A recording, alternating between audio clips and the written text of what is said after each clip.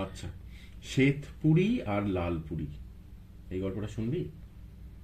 রূপকথার গল্প শ্বেতপুরী আর লালপুরী, সুকুমার রায়। একটু সুন্দর করে। হুম। শ্বেতপুরীর রাজা আর লালপুরীর রাজা দুজনের যেমন পাশাপাশি বাড়ি, তেমনি গলাগলি ভাব। শ্বেতপুরী বলে, আমার ছেলে যখন বড় হবে তখন তোমার মেয়ের সঙ্গে তার বিয়ে দেব। লালপুরী বলে, আমার মেয়ের যখন বয়স হবে তখন তোমার ছেলেকে আমার জামাই করব। আর দুজনেই বলে, আহা, রানীরা যদি বেঁচে থাকতেন। দুজনেরই রানী কেউ বেঁচে নেই মা, দুজনেরই রানীরা চলে গেছে ভগবানের কাছে। এমনি করে দিন কেটে যায়। একদিন কোত্থেকে এক শিকারী এসে পুরীতে অতিথি হলো। সে বলে, এমন দেশ নেই যা সে দেখেনি। সেই সোনার দেশের কাজলি নদী, তার উপরে রক্তমুখ অসভ্যেরা থাকে, সেখানে সে হরিণ মারতে গিয়েছে। নীল সাগরের মধ্যিখানে ছায়ায় ঢাকা রত্নদ্বীপ, সেখানে সে মুক্তো আনতে গেছে। ওই যে পুরীর সামনে পৃথিবী জোড়া গভীর বন, সেই বনের ওপারে গিয়ে সে অদ্ভুত দৃশ্য দেখে এসছে। সকলে বলল, অদ্ভুত দৃশ্যটা কেমন? শিকারী বলল, দেখতে পেলাম ঝর্ণাতলায় বনের বুড়ি, মাথায় তার সোনার চুল, সেই চুল দিয়ে বুড়ি রূপোর তাঁতে কাপড় বুনছে। চকচকে ঝকঝকে ফিনফিনে ফুরফুরে চমৎকার কাপড়। তেমন কাপড় এ রাজ্যে নেই, ও রাজ্যে নেই, কোথাও নেই। সেই রাত্রে রাজাদের চোখে আর ঘুম এলো না। তারা শুয়ে শুয়ে কেবলই ভাবছে, আহা, সে কাপড় যদি কিছু আনতে পারতাম। শেষটায় শ্বেতপুরীরা সহ্য হলো না, উঠে লালপুরীর ঘরে গিয়ে বলল, লালপুরী ভাই, জেগে আছো? লালপুরী বলল, হ্যাঁ ভাই, সেই কাপড়ের কথা ভেবে ভেবে আমার আর ঘুম আসছে না।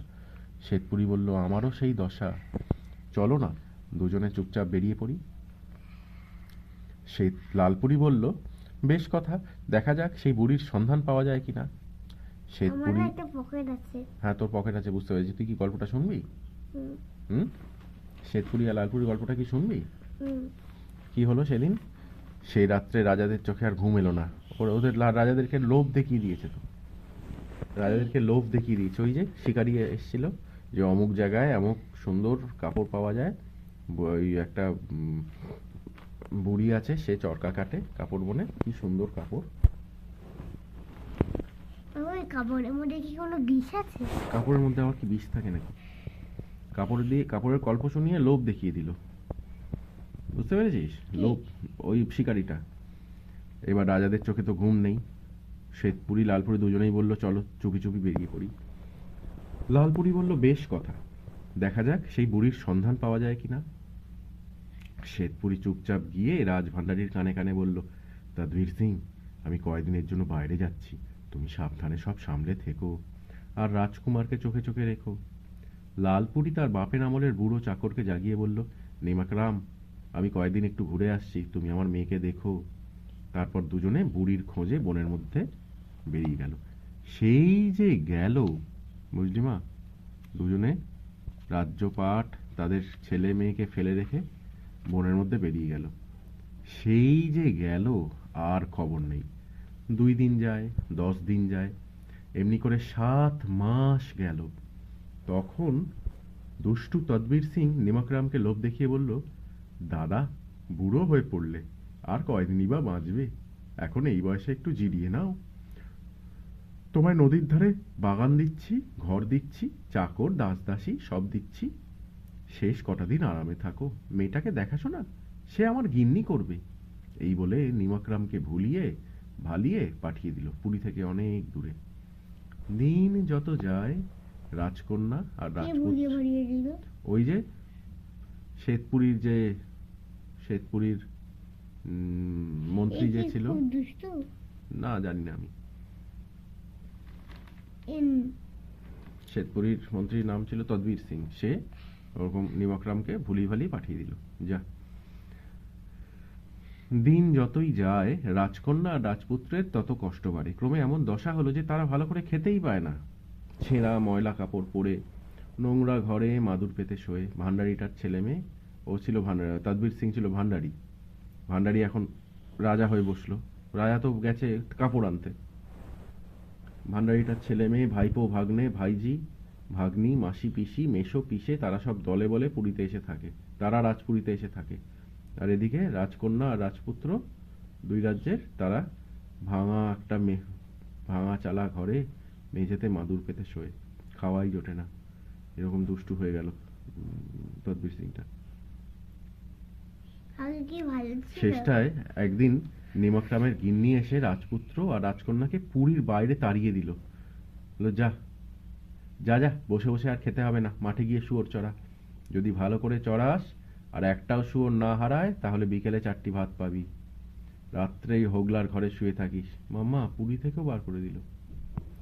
দুজনে বনের ধারে মাঠের মধ্যে শুয়োর চড়াতে গেল। একটা শুয়োর ভারী দুষ্টু, কেবল পালাতে চায়। রাজপুত্র তাকে ধরে এনে লাঠি দিয়ে খুঁচিয়ে বললেন, খবরদার, এইখানে চোখ বুজে শুয়ে থাকো, নড়েছিস কি মরেছিস। তারপর দুজনে মিলে গল্প করতে লাগলো। দুঃখের কথা বলে বলেও ফুরায় না, এদিকে বেলা যে শেষ হয়ে আসছে সে খেয়ালই নেই। হঠাৎ রাজপুত্র চেয়ে দেখে দুষ্টু শুয়োরটা আবার কোথায় পালিয়েছে। কোথায় গেল কোথায় গেল, চারদিক চেয়ে চেয়ে শুয়োর কোথাও নেই। পালের মধ্যে নেই, মাঠের মধ্যে নেই, পুরীতে যাওয়ার পথেও নেই, তাহলে নিশ্চয়ই বনের দিকে গেছে। এই ভেবে তারা দুজনে গেল বনের মধ্যে খুঁজে দেখতে। খুঁজতে খুঁজতে ঘুরতে ঘুরতে বেলা শেষে যখন তারা শ্রান্ত হয়ে পড়ল, তখন চেয়ে দেখে কোথায় মাঠ, কোথায় পুরী। তারা গভীর বনে এসে পড়েছে। মাম্মা, রাস্তা হারিয়ে গেছে বনে গিয়ে রে, জঙ্গলে ওই জন্য একা একা যেতে নেই। বেলা শেষে যখন তারা শ্রান্ত হয়ে পড়ল, তখন চেয়ে দেখলো কোথায় মাঠ, কোথায় পুরী। তারা গভীর বনে এসে পড়েছে। দেখে তাদের বড় ভয় হলো, বনের মধ্যে কোথায় যাবে। এমন সময় আধার বন ঝলমলিয়ে বনের দেবী চন্দ্রাবতী তাদের সামনে এসে বলল, ভয় পেয়েছো? এসো এসো, আমার ঘরে এসো। বনের একটা দেবী ছিল, বনদেবী। বনদেবীর নাম চন্দ্রাবতী।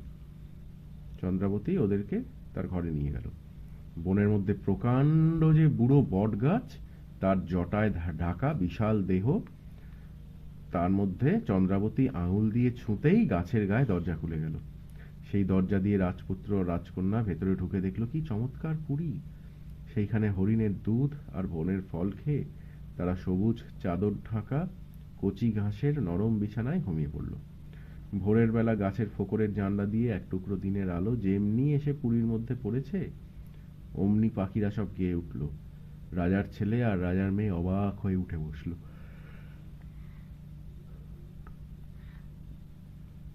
চন্দ্রাবতী বললেন, এখন ভেবে বলো দেখি, আমার কাছে থাকবে না রাজপুরীতে ফিরে যাবে। তারা দুজনেই মাথা নেড়ে বলল, না না, দুষ্টু পুরীতে আর কখনো যাব না, তার চাইতে বনের পুরী অনেক ভালো। সেই থেকে রাজপুত্র আর রাজকন্যা বনপুরীতেই সুখে থাকে। বনের যত পশু পাখি চন্দ্রাবতীকে সবাই চেনে। তারা এসে তার সঙ্গে গল্প করে, গল্প করে আরো কত মজার মজার কথা বলে। দুজনে অবাক হয়ে সেই সব শোনে। একদিন এক বুড়ো কাক জানলা দিয়ে উড়ে এসে সিন্দুকের ওপর আরাম করে বসলো। কাক কাক, ক্যা বাত? চন্দ্রাবতী বললেন, এই যে ভূষুন্ডি দাদা, যে খবর টবর কিছু আছে? কাক বলল, হ্যাঁ, খবর বেশ ভালোই। কাঠুরেরা সে বছর যত জঙ্গল কেটেছিল সব আবার ভরিয়ে দেওয়ার ব্যবস্থা হয়েছে। চন্দ্রা বললেন, সে কিরকম? কাক বলল, শহরের মানুষ এসে সারাদিন খাঁটি মাটি খুঁড়ছে আর বীজ লাগাচ্ছে, আবার নতুন বীজ খুঁজে আনছে। চন্দ্রা বললেন, তারা এরকম করছে কেন?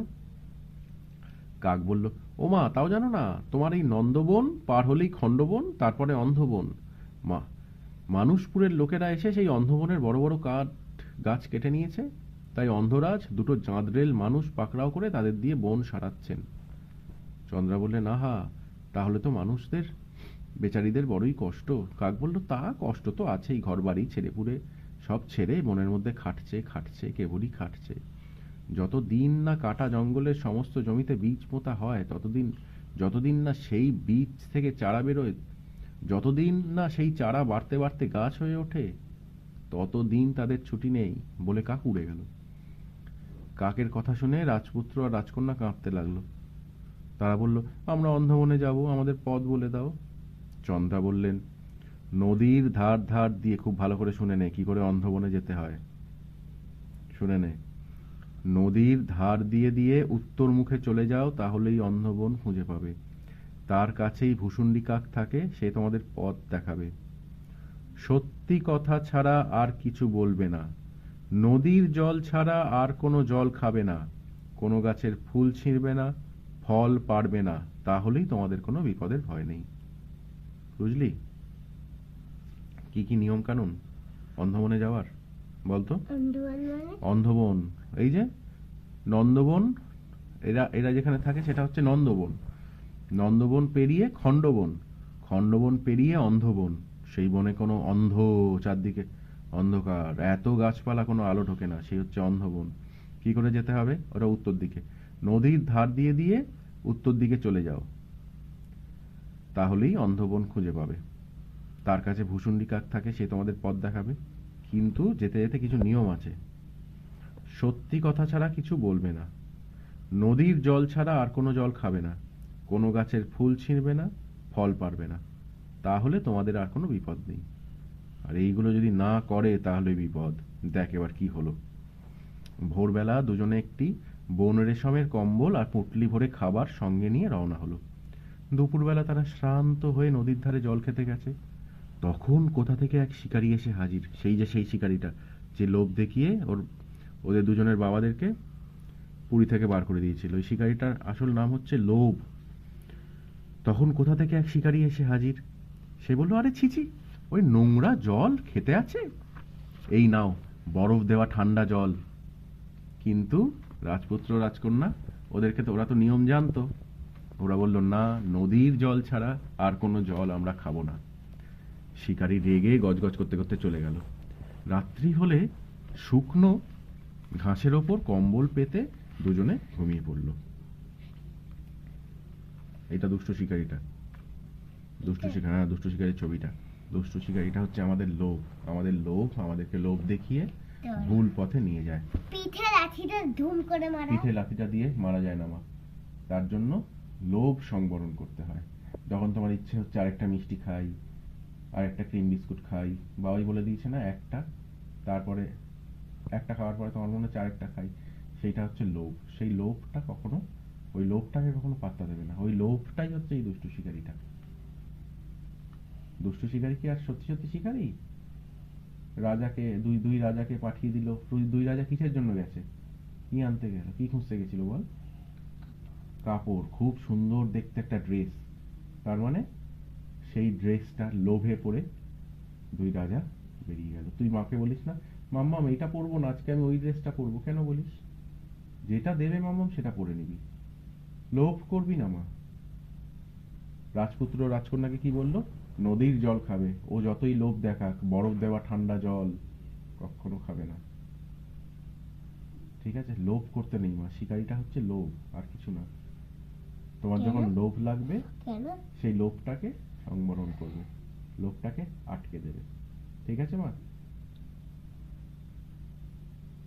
একটা মিষ্টি খেলে তারপর মনে হচ্ছে আরেকটা মিষ্টি খাই, আরেকটা মিষ্টি খাই, খাবে না। একটা ক্রিম বিস্কুট খেলে তারপর মনে হচ্ছে আরেকটা খাই, খাবে না, একটাও খাবে না। আচ্ছা, এবার দেখ কি হলো। রাত্রি হলে শুকনো ঘাসের ওপর কম্বল পেতে দুজনে ঘুমিয়ে রইল। পরের দিন ভোর না হতে আবার উঠে রওনা হলো। সেদিনও যেই তারা নদীর ধারে খেতে বসেছে, অমনি এক শিকারী এসে তাদেরকে বলছে, আবার লোভ দেখাচ্ছে। অমনি আরেক শিকারী এসে তাদেরকে বলছে, আরে ওসব বাসি পিঠে খাচ্ছ কেন? চমৎকার ফল রয়েছে, গাছে চমৎকার ফল রয়েছে, যত ইচ্ছে পেরে খাও। কিন্তু চন্দ্রাবতী, বনদেবী চন্দ্রাবতী ওদেরকে বলে দিয়েছে কোনো গাছের ফল ছিঁড়বে না, লোভ করবে না। এই যে আমি, গাছের ফল ছিঁড়লে কি হবে? ওই বনটার গাছের ফলগুলো সব বিষাক্ত ছিল, বিষাক্ত মানে? আর তার মধ্যে পোকা।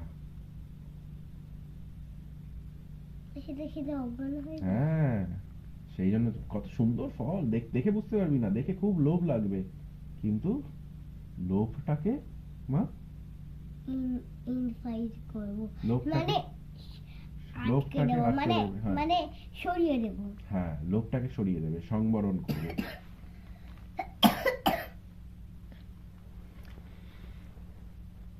অমনি এক শিকারী এসে তাদের বলছে, আরে ওসব বাসি পিঠে খাচ্ছ কেন? চমৎকার ফল রয়েছে, যত ইচ্ছে পেরে খাও। তারা বলল, না, আমরা বনের ফুল ছিঁড়বো না, বনের ফল পারবো না। শিকারী রাগে গজগজ করতে করতে চলে গেল। এদেরকে তো, বাচ্চাগুলোকে তো লোভ দেখানো যাচ্ছে না। কেমন মজা। পরের দিন আবার যেই তারা নদীর ধারে বসেছে, অমনি এক শিকারী এসে তাদেরকে আদর করে মাথায় হাত বুলিয়ে জিজ্ঞেস করলো, তোমরা কোথায় যাচ্ছ? তারা বলল, আমরা অন্ধবনে যাচ্ছি। শিকারী বলল, আরে চুপ চুপ, অন্ধ রাজা শুনতে পেলেই সর্বনাশ। ওরকম বলতে নেই, কেউ জিজ্ঞেস করলে বলবে কোথাও যাচ্ছি না, এই নদীর ধারে বেড়াচ্ছি।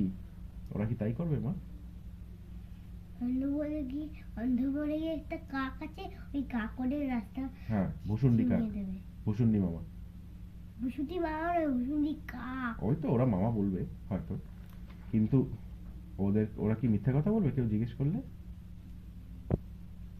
সত্যি কথাই বলতে হয়। হ্যাঁ সত্যি কথা না বললে ঠাকুর আমাদের সবাইকে পাপ দেবে। হ্যাঁ, তখন শিকারিটা বললো, আরে চুপ চুপ, অন্ধ রাজা শুনতে পেলেই সর্বনাশ, ওরকম বলতে নেই।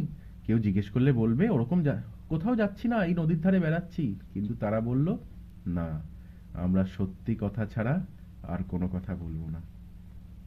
তারপরের দিন তারা অন্ধবন দেখতে পেল। বনের মধ্যে অনেকখানি জায়গা, ময়দানের মতন খোলা। কাঠুরেরা সেখানে জঙ্গল কেটে সাফ করেছে। সেখানে খোলা ময়দানে শ্বেতপুরী আর লালপুরীর রাজা। ঠাকুরের মানে কাঠুরেরা জঙ্গল কেটে সাফ করে দিয়েছে, মানে জঙ্গল কেটে পরিষ্কার করে রেখেছে। কাঠগুলো কোথায়? কাঠগুলো নিয়ে চলে গেছে, ঘর বানাচ্ছে, বাড়ি বানাচ্ছে। কাঠ দিয়ে তো অনেকে বাড়ি বানায়, না, জানলা ফানলা ইট বানায়। দিয়ে বাড়ি বানায়। অনেকে কাঠ দিয়েও বাড়ি বানায় মা। কাঠ দিয়ে বাড়ি বানায়, হ্যাঁ, বৃষ্টিতে ভেঙে তারপরে যায়। দেখি দরজার পাল্লা ফাল্লা এই সমস্ত কাঠ দিয়ে তৈরি না? দরজার পাল্লাগুলো কি দিয়ে তৈরি? এগুলো তো কাঠ দিয়ে তৈরি। পাল্লা মানে এই যে দরজাগুলো, দরজার পাল্লা, এক একটা দরজাকে এক একটা পাল্লা বলে। এইগুলো হচ্ছে সব কাঠ দিয়ে তৈরি। এইবারে ওই যে ভুসুন্ডি কাক এসে বলেছিল না, মানুষজন সব বনের কাঠ নিয়ে গেছে, সেই জন্য অন্ধবনের রাজা দুজন মানুষকে পাকড়াও করে এনেছে। তারা শুধু মাটি মানুষকে পাকড়া করে পাকড়াও মানে ধরে এনেছে। কেন? ধরে এনেছে কেন? যে আমাদের জঙ্গল তোমরা কেটে সাফ করে দিয়েছো, এবারে সেটা আবার আবার নতুন করে বীজ লাগাও, আবার মাটি কুপিয়ে গাছ বসাও, যতক্ষণ না গাছ বড় হবে তোমাদের ছুটি নেই। সেই দুজন মানুষ কে কে? ওদের দুজনের বাবা, শ্বেতপুরীর রাজা আর লালপুরীর রাজা। এবার দেখ না, তারা পরের দিন অন্ধবন দেখতে পেল। বনের মধ্যে অনেকখানি জায়গা ময়দানের মতো খোলা। কাঠুরেরা সেখানে জঙ্গল কেটে সাফ করেছে। সেই খোলা ময়দানে শ্বেতপুরী আর লালপুরীর রাজা শাবল দিয়ে মাটি খুঁড়ছে। তাদের দেখতে পেয়েই রাজপুত্র আর রাজকন্যা বাবা বাবা বলে দৌড়ে গেল। কিন্তু রাজারা তাদের দিকে ফিরেও চাইল না।